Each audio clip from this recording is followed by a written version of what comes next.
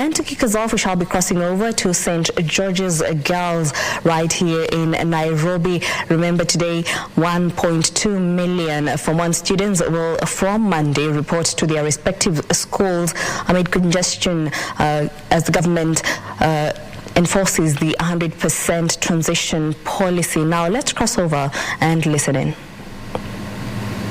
The secondary schools is 22,244.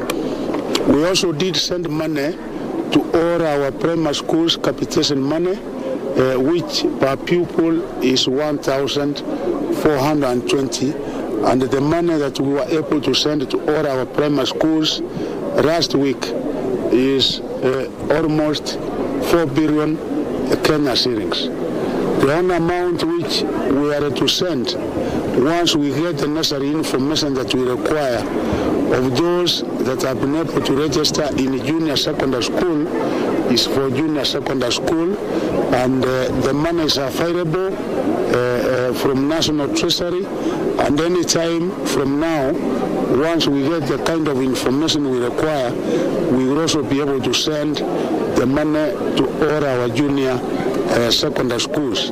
And as I said the last time, the amount of money that we are sending to our junior secondary schools per student is 15,042 per student.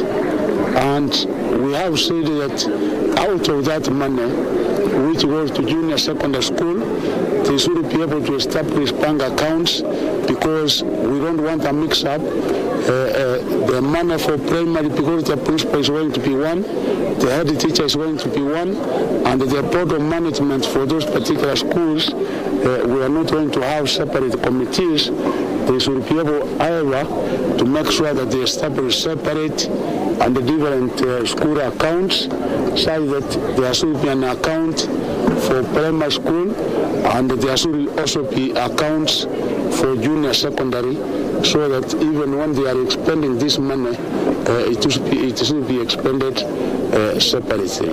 So I thank you. The exercise is going on smoothly countrywide. Our county directors of education, our regional directors of education, our sub-county directors of education are monitoring in each and every place in our country to ensure that the exercise goes on smoothly, and our students, Form 1, will be able to go on with their studies from today onwards. Thank you. Yes, you're talking about 100% transition to high school. We know that some students are not able to join high school, needy students, because of the exorbitant school fees that the parents have talked about, and also requirements by some schools, including uniform and other materials. Thank you very much. One thing I want to make very clear is that government has not been able to increase school fees.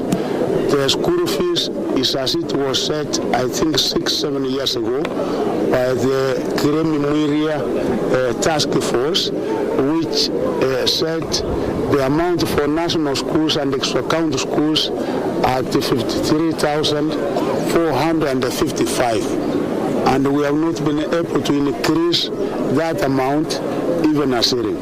Two, the amount for county secondary schools which are reporting is 45,000 Kenya shillings, as set in the Kiremi-Mwiria Commission way back in 2017, and we have not been able to increase that school fees from the way it was set even a shilling. And the other thing we are asking is that that money is not paid at one go. Like here today, it is categorized into three.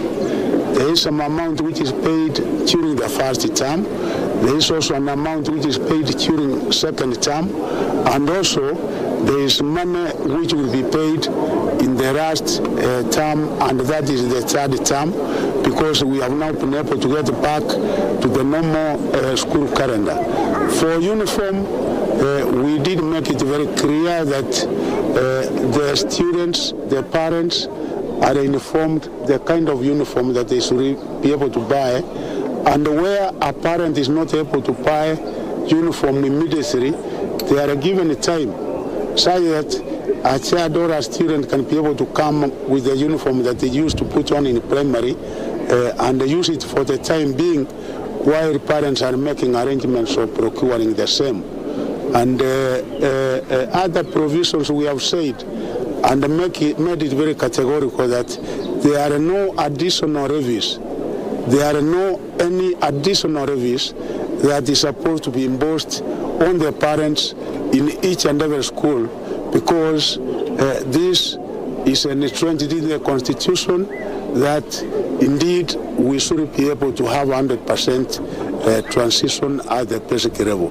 Waziri, are you saying that if a parent cannot afford the requirements to join a school, yet the government has sent the capitation for the pupils? For example, if a student come here to St. George's, but they don't have uniform, they don't have a mattress, they don't have anything, the principal should not send them home. Thank you. What we have said, we also have programs, you are aware, like here and in each and every school, the government has a program of giving bursaries. The government has a program of giving scholarships. You have seen various institutions, Jomo Kenyatta Foundation giving scholarships. You have seen Equity Bank, Kenya Commercial Bank. You have seen Family Bank. We have thousands and thousands of scholarships which has been given out to the needy families, such that we have a support system where even those students who come from poor families, we are able to assist them in one way or the other. And we have even informed schools also to develop a mechanism where information can be able to filter upwards in order that we are able to know those who are totally unable to raise school fees and even the other requirements, so that in case we find there are any other such cases which have not been captured by the scholarships that we normally issue and give out, then we can be able to have them considered. Waziri, you have said that you are waiting for some information in regards to capitation for junior secondary school. What kind of information is this, and also how can you assure the children in public schools who joined JSS last week that they will catch up with the rest in the private sector who already have started learning, and in public schools we are not sure whether that learning has already started as it were? Can you please give us an update on the same? Thank you very much. As you are aware, I did issue interim regulation to each and every school and each and every primary school, and we set very clear timelines where information was supposed to come to my office and also the PS, my PS here, so that on the basis of that information we will be able to know the number that has been registered in each and every junior secondary school, because we cannot be able to send the money when we don't have the numbers. So we are actually getting the numbers for each and every junior secondary school, because as you are aware, not each and every primary school was successful in becoming a junior secondary school. We did set a criteria because there are others where the enrollment was so low. You find, bro, the number of students is only 10. 10, we say if there is another school brought within a radius of 2 kilometers, then we register students in that particular school, and this other one that had very few becomes like a feeder school. So the kind of information that we are waiting for, so that from there we are able to disperse the funds, is to know the number in each and every junior secondary school, and I'm sure that we will be able to get that information before the end of the week. And once we get that information, if, for example, St. George's Primary School has 100 students in the junior secondary school, then it is 100 times 15,042, because we are giving 15,042 for each and every specific school.